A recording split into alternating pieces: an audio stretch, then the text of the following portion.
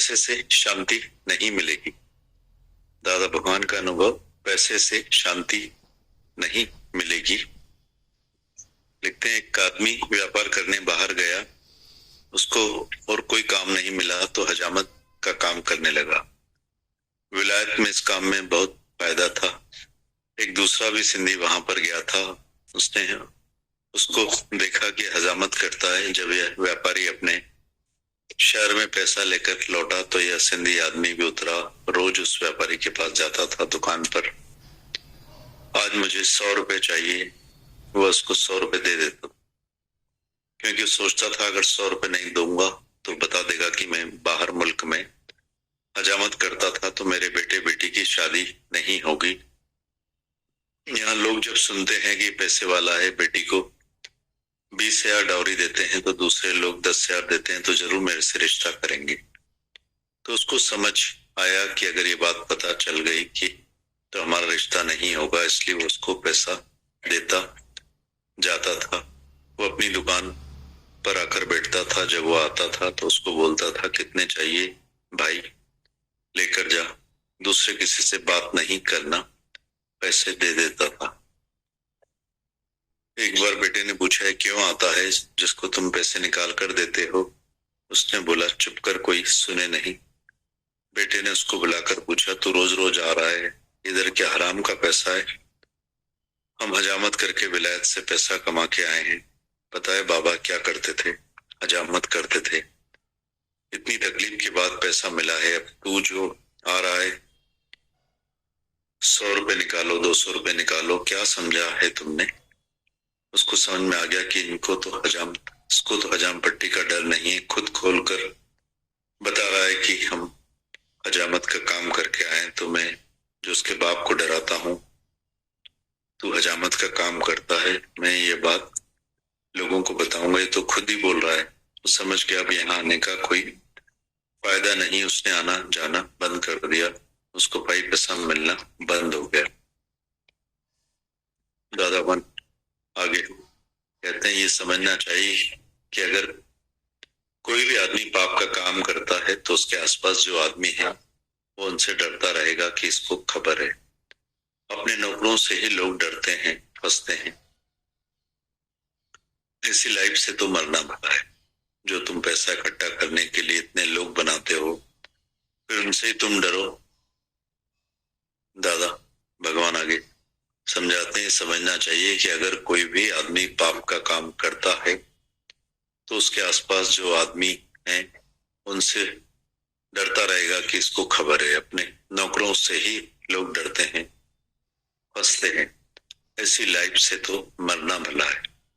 जो तुम पैसा इकट्ठा करने के लिए इतने लोग बनाते हो, फिर उनसे ही तुम डरो कि भाई उसको पता है मेरे पापों की। धन को इकट्ठा करने के लिए तुम इतनी दिल मर्जी रखते हो। ये इच्छा खुजली की मर्ज जैसी है। जैसे खुजली का मर्ज बढ़ता जाता है, बढ़ते बढ़ते एक दिन फट जाता है तो बड़े रूप में निकलता है। वैसे ही desire to be something, the race for being something, the thirst for being something is mind. ये मन है, तुम्हारा मन खराब है जो इच्छा रखता है बड़ा आदमी बनने की, कुछ बनने की आशा करता है कि मैं कुछ बनूं। ये मन है जो तुमको परेशान करके जाएगा। तुम जब भी मन से फ्री हो या जब भी मन तुम्हारे में नहीं हो, मन तुम्हारा अमन हो जाए, तो ये है शांति। शांति इसका नाम है जिसको सारी दुनिया ढूंढ रही है। सब बोलते हैं दादा मुझे शांति नहीं है, पैसा तो करोड़ों है पर शांति नहीं है। जिसके लिए करोड़ रुपए इकट्ठे करते हैं कि शांति मिले, वो शांति अमन होने में है।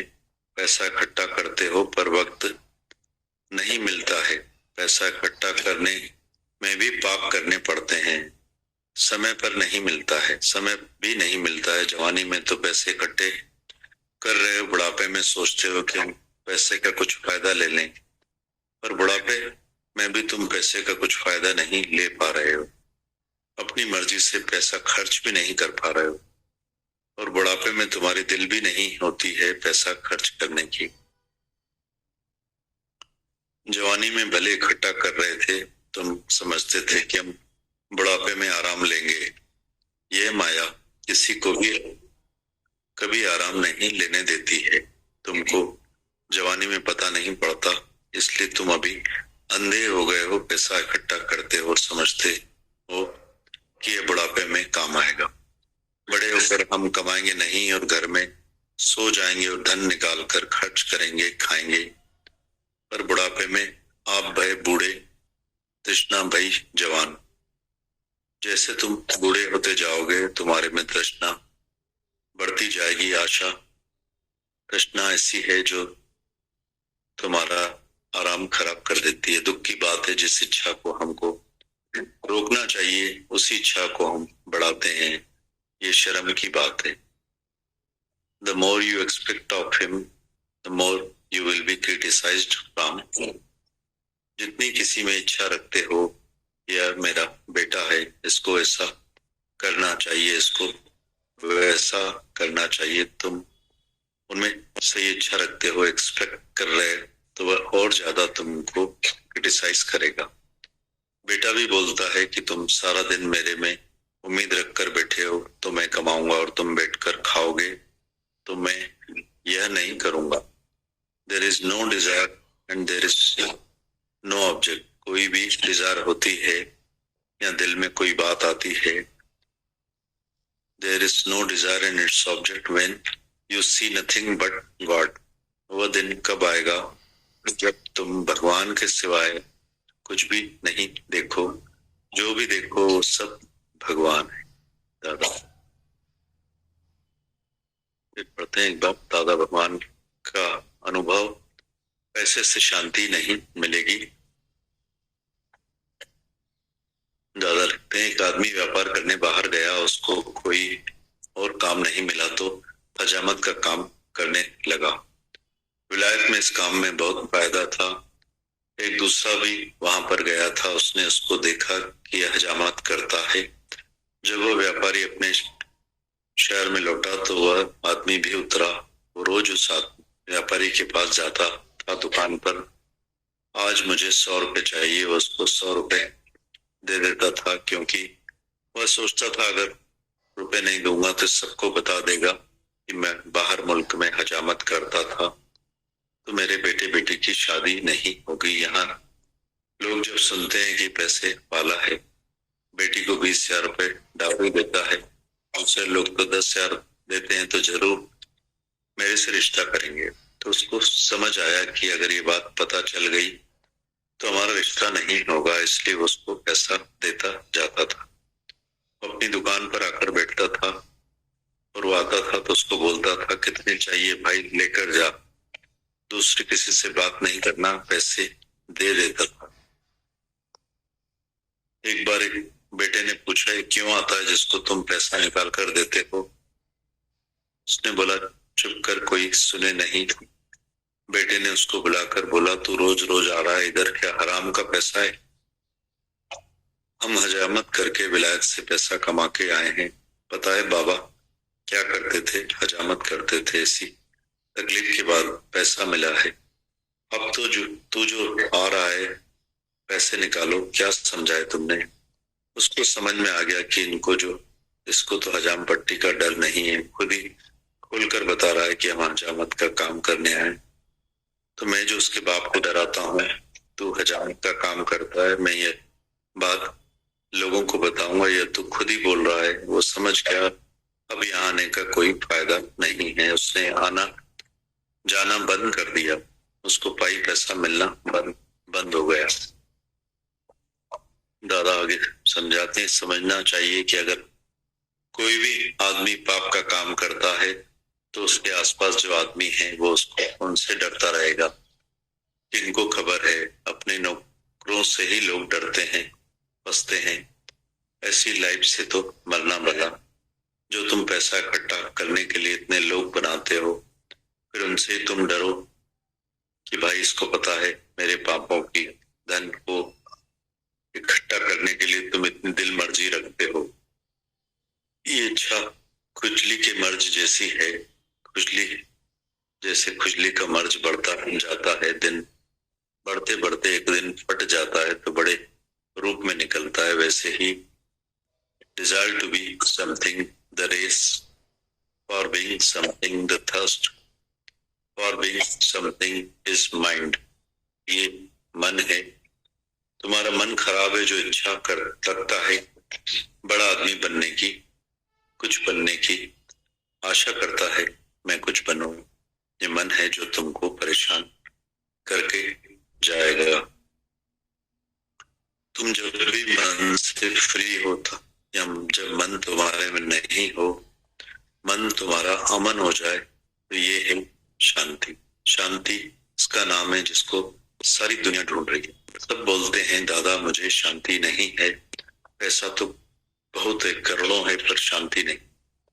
जिसके लिए करोड़ों रुपए इकट्ठे करते हैं कि शांति मिले, वो शांति हमारी अमन होने में है। पैसा इकट्ठा करते हो पर वक्त नहीं मिलता है। पैसा इकट्ठा करने में भी पाप करने पड़ते हैं, समय भी नहीं मिलता है। जवानी में तो पैसे इकट्ठे कर रहे हो और बुढ़ापे में सोचते हो कि हम पैसे का कुछ फायदा लें, पर बुढ़ापे में भी तुम पैसे का कुछ फायदा नहीं ले पा रहे हो। अपनी मर्जी से पैसा खर्च भी नहीं कर पा रहे हो। बुढ़ापे में तुम्हारी दिल भी नहीं होती है पैसा खर्च करने की। जवानी में भले इकट्ठे कर रहे थे, तुम समझते थे कि हम बुढ़ापे में आराम लेंगे। ये माया किसी को भी आराम नहीं लेने देती है। तुमको जवानी में पता नहीं पड़ता, इसलिए तुम अभी अंधे हो गए हो। पैसा इकट्ठा करते हो और समझते हो बुढ़ापे में काम आएगा, बड़े होकर हम कमाएंगे नहीं और घर में सो जाएंगे और धन निकाल कर खर्च करेंगे, खाएंगे। पर बुढ़ापे में आप भय बूढ़े, तृष्णा भई जवान। जैसे तुम बूढ़े होते जाओगे तुम्हारे में तृष्णा बढ़ती जाएगी। आशा तृष्णा ऐसी है तुम्हारा आराम खराब कर देती है। दुख की बात है, जिस इच्छा को हमको रोकना चाहिए उस इच्छा को हम बढ़ाते हैं, ये शर्म की बात है। The more you expect of him, the more you will be criticized from him. जितनी किसी में इच्छा रखते हो, ये मेरा बेटा है, इसको ऐसा करना चाहिए, इसको वैसा करना चाहिए, तुम उनमें से ये इच्छा रखते हो, एक्सपेक्ट कर रहे हो, तो वो और ज्यादा तुमको क्रिटिसाइज करेगा। बेटा भी बोलता है कि तुम सारा दिन में मेरे में उम्मीद रख कर बैठे हो कि मैं कमाऊंगा और तुम बैठकर खाओगे, तो मैं यह नहीं करूंगा। There is no desire and there is no object. कोई भी डिजायर होती है या दिल में कोई बात आती है, there is no desire and subject when you see nothing but God. वह दिन कब आएगा जब तुम भगवान के सिवाय कुछ भी नहीं देखो, जो भी देखो वो सब भगवान।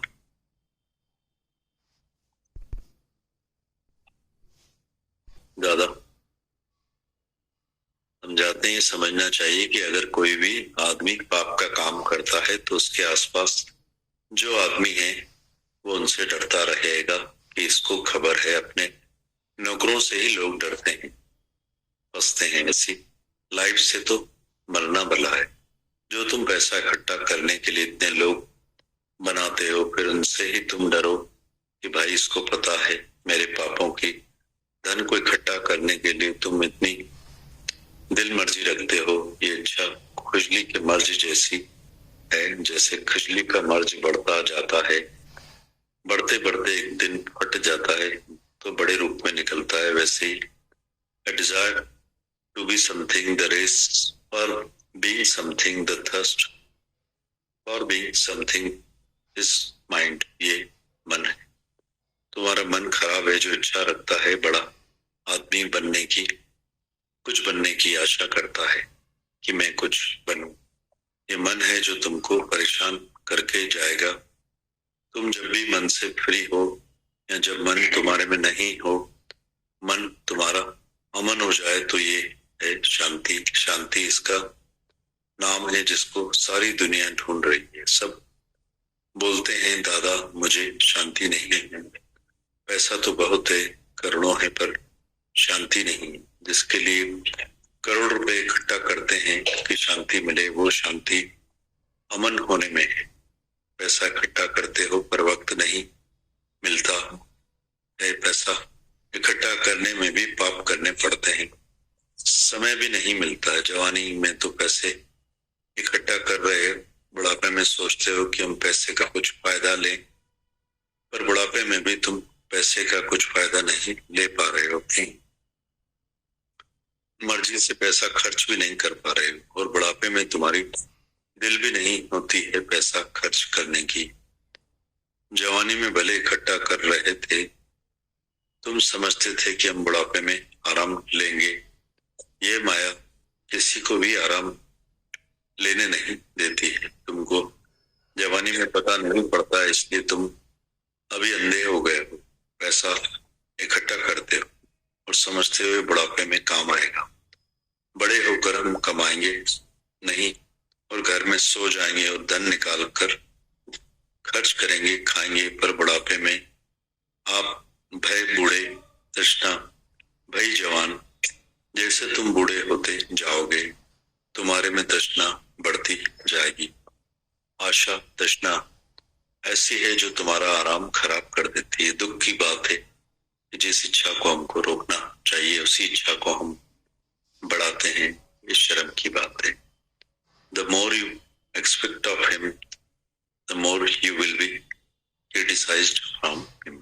कितनी भी किसी में इच्छा रखते हो, ये मेरा बेटा है, इसको ऐसा करना चाहिए, इसको वैसा करना चाहिए, तुम उनमें से ये इच्छा रखते हो, एक्सपेक्ट कर रहे हो, तो और ज्यादा तुमको क्रिटिसाइज करेगा। बेटा अभी बोलता है तुम सारा दिन मेरे में उम्मीद रखकर बैठे हो कि मैं कमाऊंगा और तुम बैठकर खाओगे, तो मैं ये नहीं करूंगा। देयर इज नो डिजायर,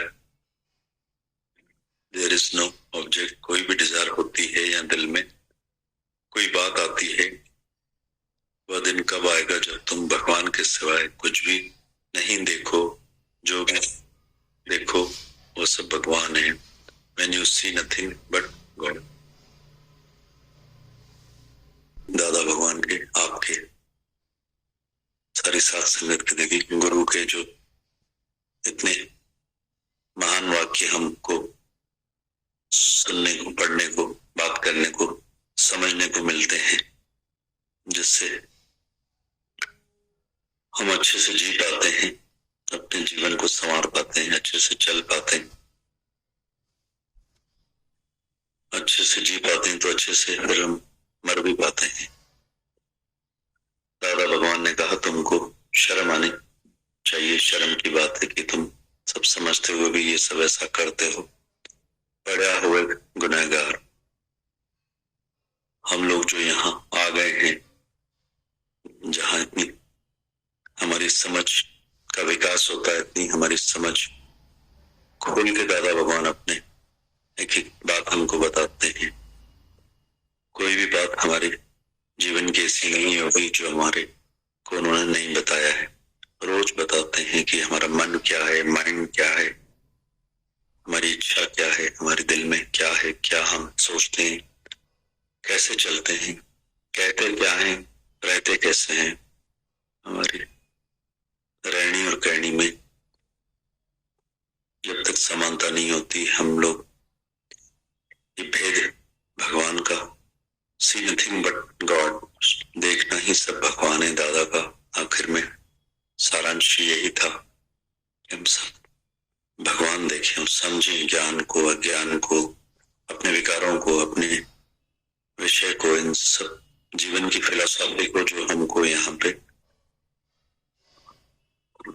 रोज गुरु बिठाकर, बुलाकर, समझाकर हमें रोज दे रहा है।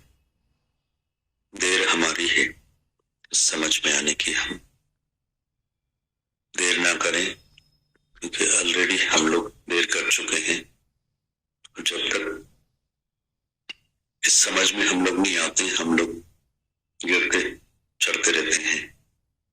इस समझ में आए बगैर हमारी गति शांति मुक्ति नहीं है, हमारा जीवन सार्थक सफल नहीं होगा। हमारे श्वासें जो भी हमको ये मनुष्य जन्म मिला है, बार बार हमें दीदी भगवान बताते हैं कि केवल और केवल परमात्मा की प्राप्ति के लिए ही हमें ये मनुष्य जन्म मिला है। और हम कर क्या रहे हैं, मकसद क्या है हमारे जिंदगी का, एम क्या है। जब तक ज्ञान नहीं था, जानकारी नहीं थी, हम अज्ञानतावश जी रहे थे और सब कर रहे थे। अब जब हमें ये ज्ञान मिल गया है, समझ मिल गई, गुरु मिल गया है, भगवान मिल गया है, अब इतना सब चीज का खुलासा हमारे जीवन में खुल के गुरु करता है।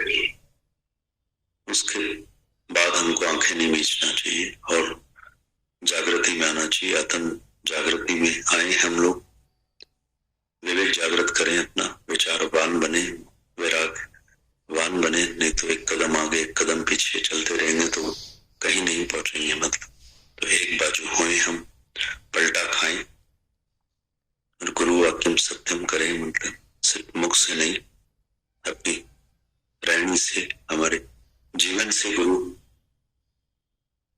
का आदर्श दिखना चाहिए। जैसे गुरु बनाए आप समान, जैसे गुरु का आदर्श हम सबको सिखाता है। हम सबके साथ जो भी रहमतें हैं, मेहर है, मेहनत है, एक के साथ हम सबका एक का जीवन ऐसा होना चाहिए कि जो हमारा जीवन बोले, हमारी रहनी बोले, हमारा मुख नहीं बोले। कब तक हम अपने आप को इस भ्रम में और धोखे में अपने जीवन को जीने देंगे, कब पलटा खाएंगे। उसके बगैर गति शांति मुक्ति हमारी नहीं है। सुकून, आनंद, अमन, शांति तभी मिलेगी जब हम इन सब बातों को हृदय से स्वीकार करके अपनी रहनी ऐसी बनाएंगे। ये गुरु की मेहनत को सफल करना होता है। तो देर ना करें, करना ही है कोई भी चीज हमको, तो उस बात में उसी चीज के लिए आते हैं, उसी मकसद के लिए आते हैं। हम सब लोगों को आने का सिर्फ और सिर्फ ये उद्देश्य कि हम मन अमन हो जाए, हमारा शांत हो जाए, हम लोग शांति से सुकून से अपना जीवन व्यतीत करेंगे। उसका मार्ग सब ये जो यहाँ पे दादा भगवान दीदी बताते हैं धरती, उन सब में हमको आना पड़ेगा और उसके लिए कुछ नहीं करना पड़ता, सिर्फ गुरु वाक्यम सत्यम करना पड़ता है, अपनी मुट्ठी ढीली करनी पड़ती। आने के बाद सिर्फ गुरु मत, सिर्फ गुरु मत और सिर्फ गुरु मत, फिर मन मत का कोई काम जिंदगी में नहीं